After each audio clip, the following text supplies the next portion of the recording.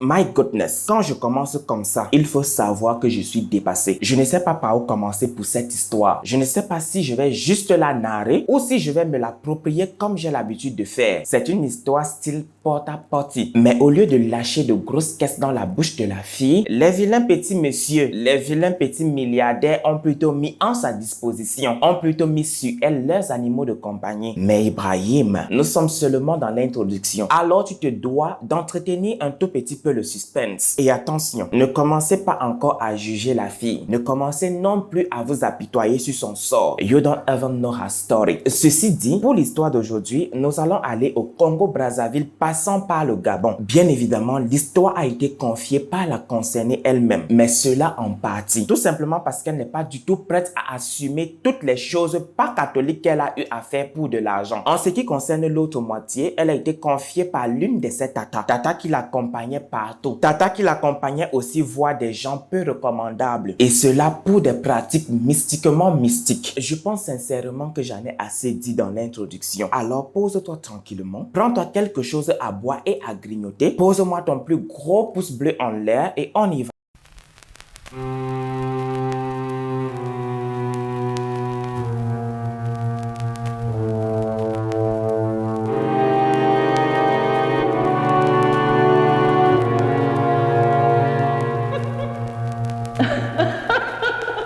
Bonjour mes béchats, j'espère que vous allez tous et toutes bien. Même si c'est pas le cas, vous savez déjà qu'ici ça va aller puisqu'on est entre nous béchats. Et vous savez aussi qu'entre nous, c'est l'amour, la joie et la bonne humeur. Sur ce, je vous souhaite officiellement la bienvenue sur ma chaîne Ibrahim Lasson alias Papa Congosa. Avant même de se lancer dans cette histoire, avant de se lancer dans la vidéo, je souhaite vous dire que la concernée souhaite rester anonyme de chez anonyme. Ce que je comprends parfaitement, car personne, je dis bien personne sans exception, ne peut ouvertement assumer avoir couché avec des animaux pour de l'argent, avoir couché avec des animaux pour des biens éphémères. La tata aussi souhaite passer incognito. Elle ne veut surtout pas que la concernée sache que c'est elle qui a raconté la partie la plus importante de sa vie. Ceci dit, à chaque fois, je vais devoir choisir un nom ou un prénom qui n'a rien à voir avec les personnages principaux. Avant de définitivement se lancer dans la vidéo, laissez-moi vous parler d'une chaîne YouTube, Le Rêve Africain, la chaîne YouTube de Frédéric Itoie. Bonjour à toi,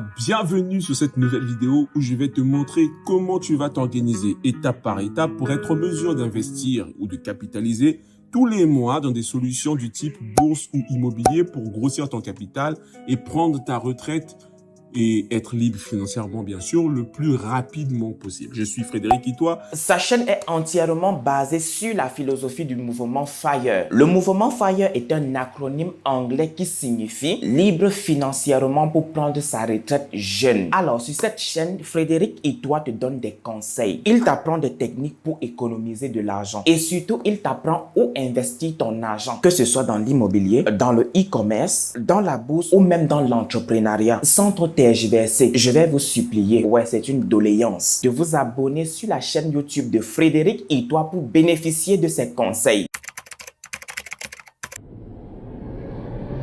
Notre histoire commence au Gabon dans la ville de Ndindi, ville située dans le sud du Gabon, où l'on retrouve Monsieur Dibembi. J'ai choisi ce prénom qui signifie la colombe, tout simplement parce que le père de famille qui est Dibembi était Pounou. Les Pounou forment un peuple bantou d'Afrique centrale établi principalement dans le sud du Gabon, mais aussi en République du Congo, où l'on retrouve aussi sa femme Chilima. J'ai choisi ce prénom qui signifie la lune, tout simplement parce que sa femme est un Vili. Les Vili forment un peuple bantou d'Afrique centrale établi dans le sud-ouest du Gabon, mais aussi en République du Congo, en Angola et pour finir en République démocratique du Congo, et où l'on retrouve pour finir leur fille Joël. Je ne saurais vous dire pourquoi j'ai choisi Joël. Il faut juste retenir que Joël est notre sujet principal. Monsieur Dibembi était un très grand commerçant. Il avait des camions qui faisaient la ligne Zambie-Gabon. Zambie est un district de la région du Kouelo en République du Congo. Certains de ces camions allaient chercher des marchandises au Congo pour le Gabon. Gabon, tandis que d'autres transportaient des commerçants sur la même ligne. Monsieur Dibembi avait aussi un commerce dans sa ville d'Indi et grâce à ça, il pouvait correctement subvenir aux besoins de sa petite famille. Chilima, quant à elle, était femme au foyer, mais à ses heures perdues, elle tressait des femmes contre rémunération. Et quelquefois, quand son mari était en déplacement, c'est elle qui gérait le magasin. Ce n'est du tout pas pour dire que Monsieur Dibembi était si radin qu'il ne pouvait pas embaucher un vendeur. Il avait un vendeur et j'ai bien dit que c'est lorsque Monsieur Dibembi était en déplacement et que Madame Chilima s'ennuyait qu'elle se levait pour aller rester au magasin. Le fondateur de Keeping Fight a dit un jour, dans la vie tout est éphémère, rien ne nous appartient. En début 1995, Joël a déjà 9 ans et sa mère est de nouveau enceinte de 4 mois. Un jour, Monsieur Dibembi revient d'un de ses voyages, de la ligne Zambie-Gabon qu'il avait l'habitude de faire. Ce jour, il revient en déplorant un horrible mal de tête. Ils se sont dit que c'est peut-être dû au mal de route. Voilà donc qu'il est allé prendre une douche bien froide comme le recommandent souvent nos mamans pour faire tomber sa température. La nuit tombée, ils sont tous passés à table. Au menu, il y avait des feuilles de manioc délicieusement préparées, accompagnées du manioc lui-même. Rien qu'à le décrire, j'ai déjà l'eau à la bouche. Après le repas, Chilima a donné un efferalgan à son mari pour calmer son mal de tête. Puis, ils sont allés au lit. Le lendemain arrivé, le mal de Monsieur Dibembi persiste. Un mal qu'il a négligé, car il pensait qu'un bon repos et un peu d'efferalgan suffirait pour le remettre sur pied. Quelques heures après s'être réveillé et sentant toujours mal à la tête, Monsieur Dibembi a décidé d'aller se recoucher, a décidé d'aller faire une sieste. Mais avant sa sieste, Chilima lui a massé la tête avec un baume chauffant, le mentholatum. Puis il a pris un autre efferalgan et Chilima est allé tresser l'une de ses clientes. Mais quelques instants après, Chilima dit à sa cliente, « Ma, s'il te plaît, reviens demain pour que je puisse finir ta tête. En fait, mon mari est rentré de son voyage hier avec un horrible mal de tête et j'aimerais passer du temps avec lui. » La dame très compréhensive a juste ramassé ses choses et est rentrée chez elle. Chilima par derrière s'est rendu dans la chambre pour réveiller son mari afin qu'il puisse prendre un autre efferalgan. Malheureusement, tous ses efforts pour le réveiller seront vains. Monsieur Dibembi avait rendu l'âme dans son sommeil. Bien évidemment, sa famille a pensé comme vous. Oui, j'ai deviné ce que vous avez derrière la tête. Pour eux, la mort de leur enfant n'était du tout pas naturelle. Pour eux, Chilima avait empoisonné leur enfant pour bénéficier de tous ses biens. Même si Tasha, la petite sœur de Monsieur Dibembi, avait témoigné en faveur de Chilima en disant que cette nuit, tout le monde avait mangé le même repas et consommé la même boisson. Et qu'en plus, c'est elle qui avait fini le repas de son grand frère puisqu'il n'avait pas d'appétit. Mais la famille de Monsieur Dibembi a fait la sourde oreille. Personne ne pouvait leur convaincre du contraire. Personne ne pouvait leur enlever de la tête que c'est Chilima qui avait tué leur enfant. Alors pour la punir, après l'avoir maltraité des semaines et des semaines, ils lui ont demandé après le deuil de son mari de libérer sa maison de Dindi. Je dis sa maison parce que c'est son mari qui l'avait construite de son vivant. En plus, nous savons tous que ce qui appartient à l'homme appartient forcément à la femme et à ses enfants. Et pour couronner le tout, la cerise sur le couscous, ils lui ont tout pris. Quand je dis tout, c'est vraiment tout. À croire qu'ils n'attendaient que ça. Qu'ils n'attendaient que la mort de leur enfant pour saisir tous les biens et foutre sa famille dans la rue. Bref, désormais, Chilima et sa fille étaient devenus des SDF. La misère était devenue leur meilleur allié jusqu'à ce que Manika, sa meilleure amie de Zambie, qui depuis la mort de son mari était auprès d'elle, décide après les funérailles de les amener avec elle en Zambie. C'est là que vous me demandez comment est-ce que Manika et Chilima se sont connus jusqu'au point de devenir meilleurs amis si Manika vit en Zambie. Pourtant, nous savons que Zambie se trouve au Congo. Don't hurry my dear, vous allez comprendre au fur et à mesure. Tant que j'y suis, j'ai oublié de faire mention d'un détail très important. Chilima, face à ce terrible vent qui soufflait en sa direction depuis la mort de son mari, a fait une fausse couche. Double peine pour cette femme qui ne voulait que pleurer son mari et mener à terme sa grossesse.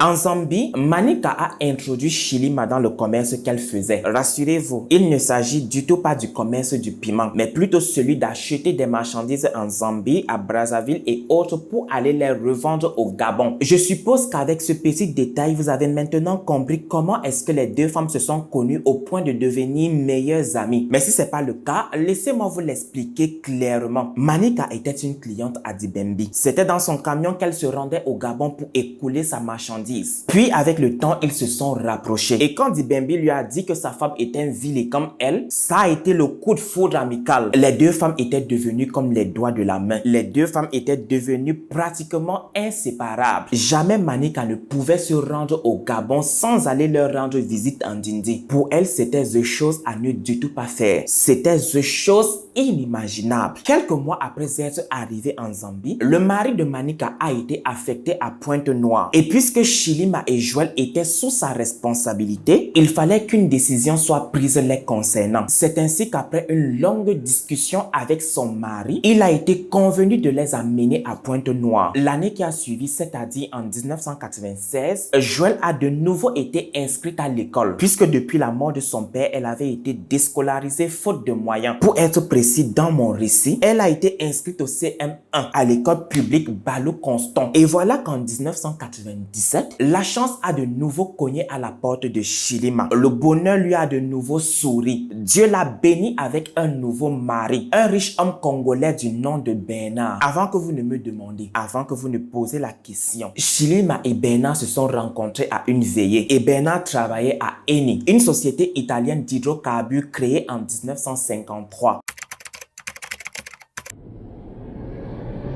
Après son cycle primaire à Balou Constant, Bernard décide de l'inscrire au groupe scolaire Dom Elder Camara, une école pour les enfants dont les parents ont un peu. La vie de Pacha que Joël n'espérait plus avoir. Désormais, c'était redevenu possible et cela grâce à Bernard. Ses fréquentations en ce moment avaient aussi changé depuis l'entrée de cet homme dans la vie de sa mère. Désormais, Joël voulait prouver au monde entier qu'elle était là, qu'elle existait et que son beau-père était plein nos as. Voilà qu'après Dom Elder, Bernard l'a cette fois inscrit au groupe scolaire Busy, une autre école réservée pour les enfants bobo. C'est là que commence la descente aux enfers de Joël, car dans cette école, elle a intégré un groupe dans lequel chaque membre devait prouver que son parent est le plus friqué. Un groupe dont l'objectif n'était clairement pas la réussite, ce qui a valu à Joël 2 échecs consécutifs en classe de seconde et aussi une dépigmentation excessive. Après ça, sa mère a décidé qu'elle devait arrêter, puisqu'elle avait compris que l'école n'était du tout pas faite pour sa fille, puisqu'elle avait constaté que sa fille ne manifestait aucun intérêt pour l'école. Ce que j'ai oublié de vous dire est que Joël allait à l'école quand elle voulait. Vous comprenez maintenant pourquoi je n'ai pas voulu m'approprier cette histoire? Vous me direz, même si c'est le cas, autant mieux la forcer jusqu'à ce qu'elle ait au moins son baccalauréat. Même Bernard l'a dit. Ne jugez pas encore sa mère. Pas avant que je ne vous ai dit que même son BEPC avait été financé. Oui, avant il était possible d'acheter un diplôme ou du moins de payer quelqu'un intelligent pour aller passer l'examen à la place d'un autre. Je ne sais pas si cela est toujours possible aujourd'hui. La tête de Joël était bien trop vide pour passer quoi que ce soit, pour réussir quoi que ce soit, et ceci n'est du tout pas une insulte. Et donc, l'année d'après, il a été décidé d'un commun accord qu'elle devait aller apprendre la coiffure. Mais Joël n'avait que faire de ça. Elle allait quand elle voulait, comme elle voulait et à l'heure qu'elle voulait. Elle était en quelque sorte la rebelle du salon. Et voilà qu'un jour, elle s'est battue avec la patronne du salon. Et cela juste à cause d'un petit reproche que celle-ci lui avait fait. Bagarre qui lui a valu un renvoi immédiat. Laissez-moi vous surprendre. Ce renvoi ne lui a fait ni chaud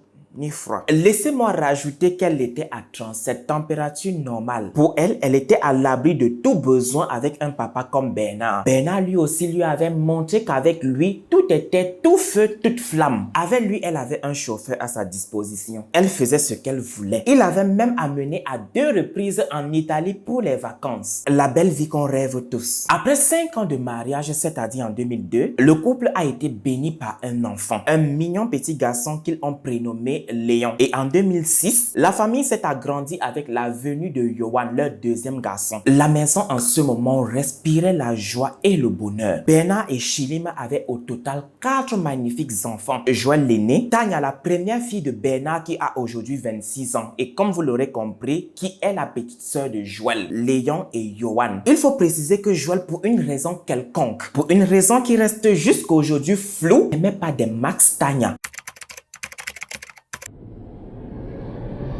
La famille de Bernard ne supportait pas du tout Joël. Pour elle, Joël était la pièce rapportée du puzzle. Joël était très impoli. Elle ne respectait personne. Elle manquait du respect à tout le monde. Les seules personnes qu'elle respectait étaient Chilima et Bernard. À un moment donné, la famille de Bernard ne la voulait du tout plus dans leur famille. Pour la simple et bonne raison qu'elle détestait Tania, la fille légitime de Bernard. Celle-là qui avait plus de droits dans la maison qu'elle. Voilà qu'en début juin 2008, elle a sommé Bernard de chasser Joël de la maison. Mais il s'est farouchement opposé à leur décision. Il leur a dit que Joël était son enfant au même titre que Tania, Léon et Yohan. Ainsi, dans la nuit du 19 au 20 juin 2008, c'est-à-dire une semaine après l'altercation entre Bernard et sa famille concernant Joël, pendant le dîner, il a eu la sensation d'avoir avalé une arête. Pourtant, au menu, c'était de la viande. Sensation qui s'est rapidement transformée en un véritable mal la minute qui suivait. Sans traîner les pas, il a immédiatement été transporté à l'hôpital. Sur place, il devait subir une opération de la gorge. Mais le temps que tout soit mis en place, Bernard a rendu l'âme. Pour la deuxième fois, Chilima se retrouvait veuve. Chilima perdait l'amour de sa vie. C'était une immense douleur pour elle. Alors que pour Joël, la montre venait de sonner sa descente aux enfers. Car juste après les funérailles, la famille de Bernard a décidé qu'ils ne voulaient du tout plus la voir dans la concession de leur frère et de leur fils. Mais ils ont été cléments en ce qui concernait Chilima. Elle pouvait rester dans la concession avec Tania, Léon et Yohan. Mais en ce qui concernait Joël, leur décision était prise. Vous savez c'était quoi leur prétexte pour la mettre hors de la maison? Ils ont prétexté qu'ils avaient trouvé des fétiches dans la chambre de Joël. Ce qui n'était totalement pas faux. Lorsqu'elle était encore élève au groupe scolaire Busy, le groupe de filles dans lequel elle était faisait toutes des pratiques mystiques. Chacun voulait montrer qu'elle était la plus belle. Chacun voulait montrer que son parent avait beaucoup plus. Oh my goodness. Je suis en train de dire chacun, pourtant j'ai dit le groupe de filles. Excusez ce petit lapsus là. Chacune d'elles voulait montrer qu'elle possédait plus que l'autre. Et puisque l'argent de poche que papa donnait ne suffisait pas, il fallait recourir au maraboutage. Joël avait un lait de toilette que personne ne devait toucher sous aucun prétexte. En clair, ces filles-là consultaient des marabouts pour que ce dernier leur donne des potions d'attirance et de domination. Des potions pour qu'un homme ne leur résiste pas. Des potions pour que cet homme-là leur donne tout ce qu'elles veulent. Après qu'on l'ait chassée de chez Bernard, elle s'est retrouvée une fois de plus chez Manika. Et voyez-vous ça, un mois après s'être installée chez Manika, elle a immédiatement été chassée à cause de son mauvais comportement. Et en croire la tata qui a raconté l'autre partie, c'était aussi parce qu'elle avait continué dans ses pratiques mystiques. Dos au mur, elle n'a eu aucun autre choix que de faire appel à une amie qu'elle avait rencontrée au salon de coiffure où elle avait été inscrite et où elle avait lamentablement échoué. Mais seulement chez cette amie, il faut payer les factures. Il faut contribuer aux charges de la maison. Elle qui n'avait jamais travaillé de sa vie. Elle qui n'avait même jamais pris le temps d'apprendre un métier. Elle qui ne connaissait même pas ce que voulait dire facture. Désormais devait participer aux charges d'une maison. Dans ce cas, que faire? Par où commencer? Vu que l'argent que sa mère lui donnait ne pouvait pas lui permettre de continuer à mener son train de vie habituel. C'est ainsi qu'un jour, elle s'est rapprochée de sa copine Émilie pour lui faire part du constat qu'elle avait fait depuis qu'elle était chez elle. Joël avait constaté qu'à chaque fois, qu'à chaque jour que Dieu faisait, des filles se pointaient chez Émilie pour lui verser de l'argent. Et donc, elle voulait savoir pourquoi. Elle voulait savoir ce qui liait Émilie à ces filles-là, au point où à chaque jour que Dieu fait, elles viennent lui verser de l'argent. Bien évidemment, une réponse lui a été donnée. Une réponse pas des moindres. Après lui avoir expliqué la raison du pourquoi, Émilie lui a proposé d'intégrer le réseau. Cette fois-ci, vous n'avez pas faux. Oui, il s'agissait bel et bien de la vente de piments, puisqu'Émilie gérait un grand vaste réseau de piments. En gros, Émilie était une maquerelle. À supposer que vous savez ce que maquerelle veut dire. Mais si c'est pas le cas, une maquerelle est une proxénète. C'est-à-dire qu'Émilie prostituait ses filles. Elle leur trouvait des clients friqués, des clients pleins aux as. Mais en contrepartie, elle devait lui verser une commission. Elle devait lui verser un pourcentage sur ce qu'elle gagnait. Et le client devait lui aussi lui verser une commission. En fait, tout le rôle d'une proxénète et ses avantages. Aussitôt une réponse donnée, aussitôt une explication donnée, Joël sans hésiter a accepté d'intégrer le réseau. Joël avait les longs yeux. Elle voulait se faire de l'argent, beaucoup d'argent et cela rapidement. Peu importe le chemin. Pour elle, tout chemin mène à Rome. Tout ce qui l'intéressait, c'était de continuer à mener sa vie qu'elle avait auparavant. Sa vie de pacha. Elle s'en foutait des conséquences. Elle s'en foutait de ce que pouvait impliquer la prostitution. Les clauses fixées, le travail pouvait commencer. Laissez-moi vous dire que pour un début, Joël pouvait se faire entre 100 000 à 1 million de francs CFA par semaine, puisqu'elle était très sollicitée dans le milieu à cause de sa grande beauté, de ses formes généreuses et surtout parce qu'elle n'avait pas du tout d'enfants. Mais plus le temps passait, plus les conditions pour avoir beaucoup plus étaient élevées, devenaient bien plus dures, très dures même. La majorité de ses clients qui étaient pour la plupart arabes et maghrébins, et vous connaissez très bien nos tontons arabes et maghrébins avec leurs fantasmes décalés. Pour avoir bien plus que ce qu'elle ne gagnait déjà, elle devait accepter coucher avec des chiens. Et oui, Dubaï porte-à-porte n'a pas commencé seulement hier. Dubaï porte-à-porte, comme je vous ai dit dernièrement, existait depuis des lustres.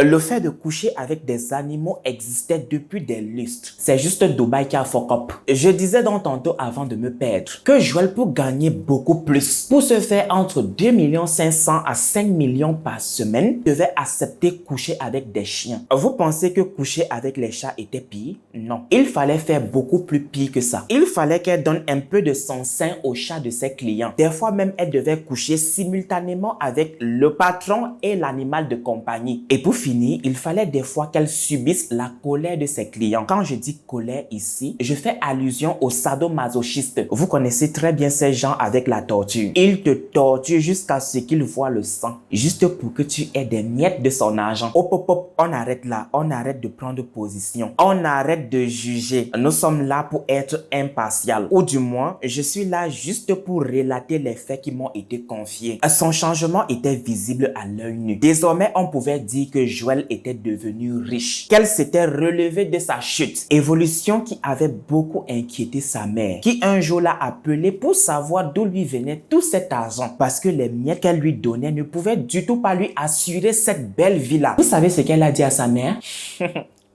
Qu'elle faisait du commerce, que sa marchandise lui était envoyée par sa meilleure amie qui vivait en France et qu'en plus du commerce, elle était secrétaire particulière d'un homme riche. Quel homme riche? Sa mère lui a aussi posé la question, mais elle n'a jamais donné le nom de cet homme-là.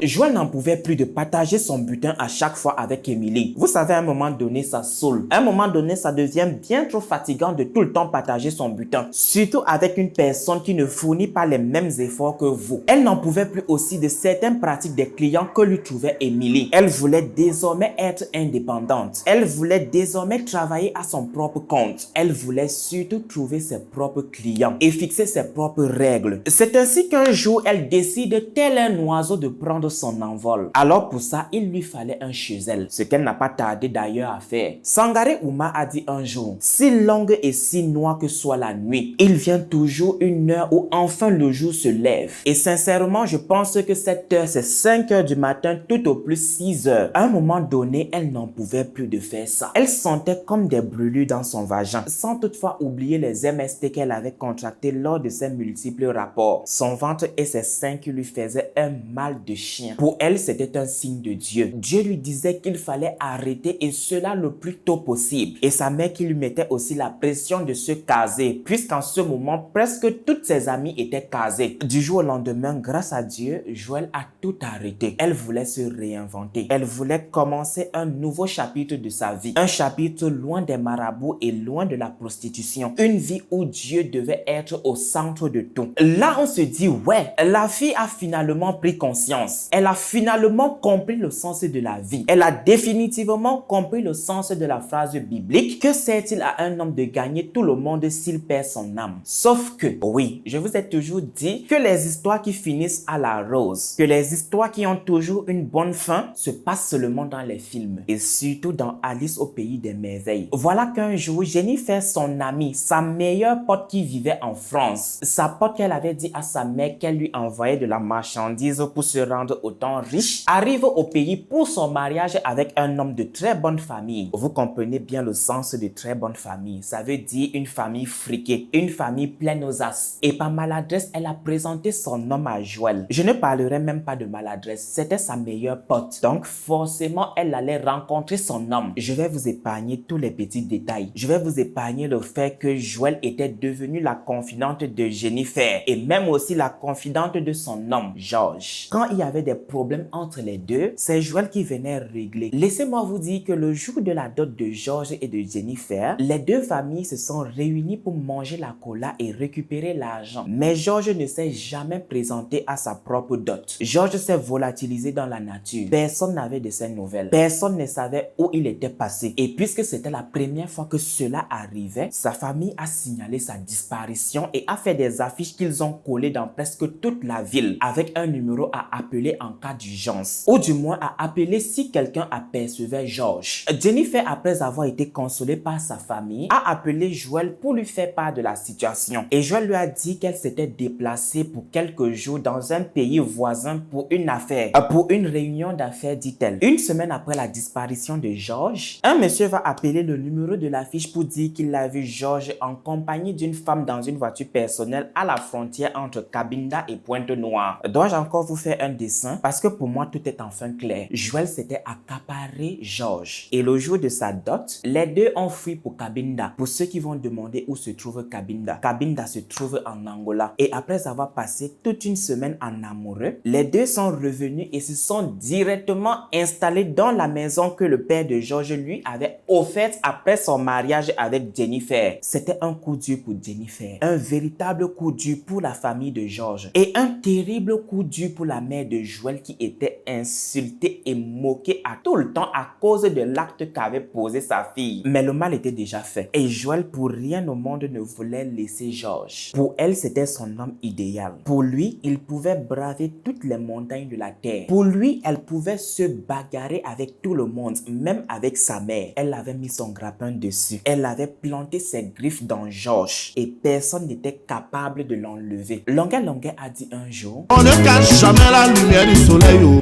Maman.